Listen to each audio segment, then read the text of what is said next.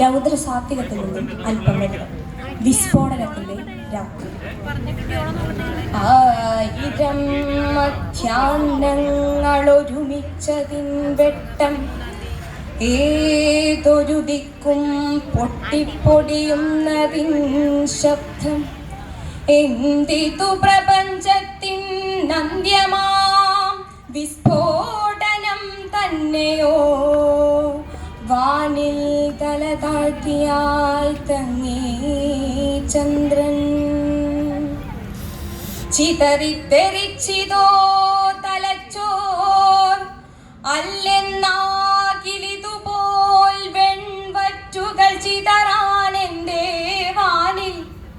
അപരാന്യത്തിൽ സൂര്യഗ്രഹണം, അതിൻ പിൻപേ കരിമേഘത്തിൽ സൈന്യനിരതനാക്രന്ദനം. അകലെ ചെഞ്ചോരയാൽ വഴുതും ബിംബിത്തി തൻ മുകളിൽ നിന്നും തെന്നിയടരുന്നുവോ സൂര്യൻ. പലതായതും വിണ്ടുച്ചിതറി ഗ്രഹാന്തരധ്വനിയാൽ ആകാശവും ഭൂമിയും വിറക്കൊണ്ടോ? അടരുന്നുവോ താരനികരം, കാണെ കാണെ ഒരുകുന്നുവോ വാനം. അതിലെ ഗ്രഹങ്ങളും സംഭവിച്ചതിൽ ഒന്നുമീ വിധം. എല്ലാം തോന്നൽ തന്നെയാം, ചിതാകാശം ചമച്ച പ്രതീതിയാ. തുറന്നു കൺകൾ, ഭൂമി നിൽപ്പതുണ്ടതേപോലെ തന്നെ വാനം. മാറ്റമില്ല എങ്ങുമൊന്നിനും. അങ്ങനെ അബോധത്തിൽ നിന്നു കാലികെ ഉയർന്നെത്തുന്നു ബോധത്തിൻ നീർപ്പരപ്പിൽ ഏതോ വിധം.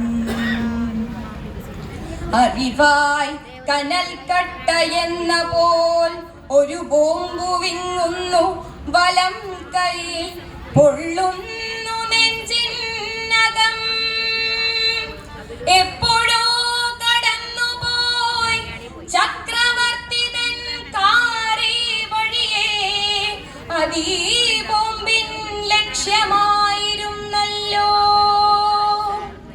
പതിതർക്കുമേൽ നിത്യമുരുണ്ട ചക്രം, മാനുഷ്യകത്തെ മൃഗത്വത്താൽ ഞെരിച്ച ചക്രവ്യൂഹം. നിഷ്ഠുരത്വത്തിൻ ഘോരമൂർത്തിയെ തകർക്കുവാനൊത്തതില്ല.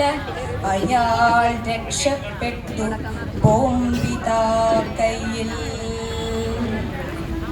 വാഹനവ്യൂഹം വരും വീഥി തന്നോരത്തെ മുൾക്കാട്ടിലാൽ മുന്നേ തക്കം പാർത്തിരുന്നതാണല്ലോ. ഒടുക്കം മോട്ടോർ കേടുവന്നു കൈവാങ്ങിൽ നന്നായി കണ്ടു നേർക്കുനേർ. എന്നാലെറിയാൻ കഴിഞ്ഞില്ല. പറ്റിയതെന്തേ നഗക്കളത്തിൽ നിന്നും ധീരപോരാളി ചോദിക്കുന്നു. കൺകളഞ്ചിയോ, ബോധമൂർച്ച പറ്റിയോ, ചിത്തഭ്രമമാർന്നുവോ, ബുദ്ധി കൈവിടിഞ്ഞകന്നുവോ? നിഷ്ഠുരത്വത്തിൻ മടിത്തട്ടിലായി പനീർ പൂവിൻ പുഞ്ചിരിക്കൊക്കുന്നതാം കുഞ്ഞിനെ കൂടി കണ്ടു. എറിയാൻ കൈ പൊങ്ങുന്നതെങ്ങനെ? തീജ്വാലയാമിളകാം പൂവിൻ മുഖമെരിക്കാൻ നമുക്കാമോ? മനസ്സാണത്യന്തിക മുരകല്ല്, അതിന്മേലെ ഉരച്ചാൽ തെളിഞ്ഞിടും വെളിച്ചം പ്രമാ